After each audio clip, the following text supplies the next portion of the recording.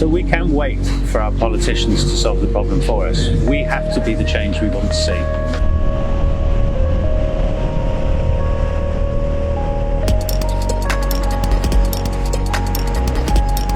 And I've seen just here in Panama at the tribal gathering that if you put in the effort and you're passionate about it, you can make a difference.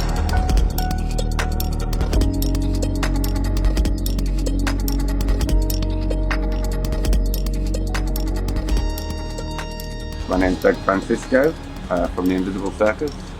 I came to Tribal Gathering to make circus shows the first year, and I was here for maybe 3 weeks, and after like a week I was like, I'll go for a walk. And I'm an artist, I make stuff all the time anyway, so I was like, oh, it'll be really nice because I make art with old things and broken things and things from the rubbish. And I was like, oh, it'll be really nice to work with some natural materials, you know, for a change. And maybe I can work with some driftwood and beautiful natural materials.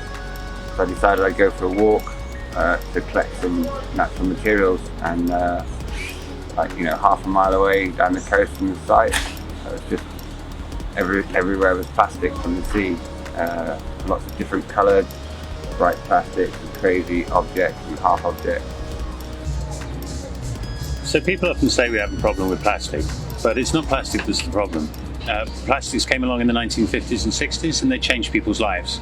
If you think of all of the sterile medical equipment, all of the sterile food equipment, these literally save millions of lives. Plastic is a wondrous material. So we don't really have a problem with plastic. The problem we actually have is us and our relationship to it. So we've created this phenomenal material which will last forever. It doesn't rot, it's waterproof, there's all these things for us, and then we use it once. And that's madness. And we just can't keep doing that. So what we have to do is reconnect with plastic and make plastic valuable again. So there's just not this worthless thing that we throw away. I can remember when I was a kid in the 1970s, my mum would go to parties where plastic was bought and sold. It was seen as a valuable commodity, and I think that's where we need to get back to. 3 or 4 years ago, all of the plastic waste that was on the beach here was cleared away by the locals before the tourists came. 2 years ago, the festival organisers took the brave decision, I think, to leave it there so people could see the problem.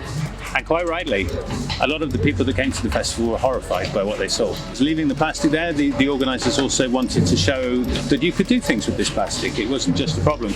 So I got invited over to set up a plastics recycling facility with a guy called Thomas from an organisation called Precious Plastic in the Netherlands.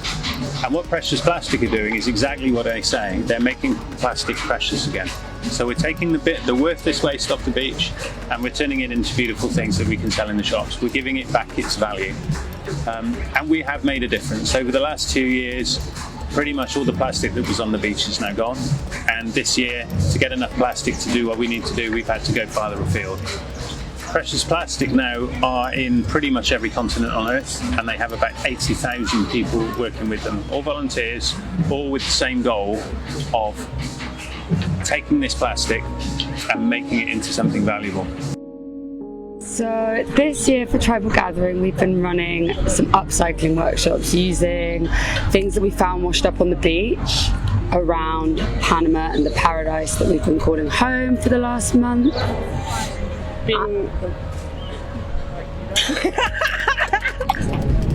Sorry. We've been making things from trash, such as headpieces, trash catchers, anything and everything. We've got to end the whole show of our work and other people's work that have been getting involved with our workshops. We've got a trash and show tonight for everyone to show off their magnificent pieces. And highlight how much waste and plastic there's been that's washed up on our shores, especially over here, Panama. Yeah, and it's to highlight that we can give things a second life and that they don't just have to end up in bin bags, and we can make beautiful art out of them and give them some value again.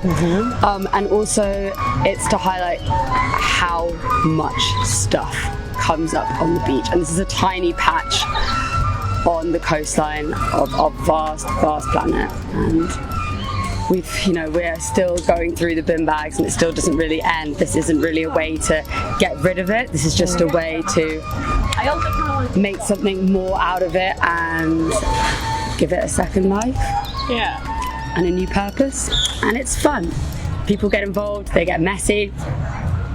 We clean up the beach most mornings with volunteers from the festival, and we have a lot of fun, and a lot of people who don't think they can make have been making, and yeah, we're going to have a beautiful fashion show tonight and show it all off. Yeah.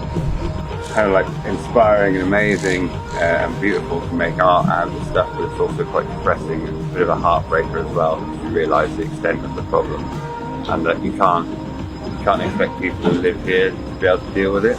So most people in most places will just be burning it off because there's nothing else to do with it, because they've been like mountains of it, which is really shocking. So it kind of needs to be stopped at source, and that's in countries like mine who produce a lot of that stuff, and the petrochemical industry.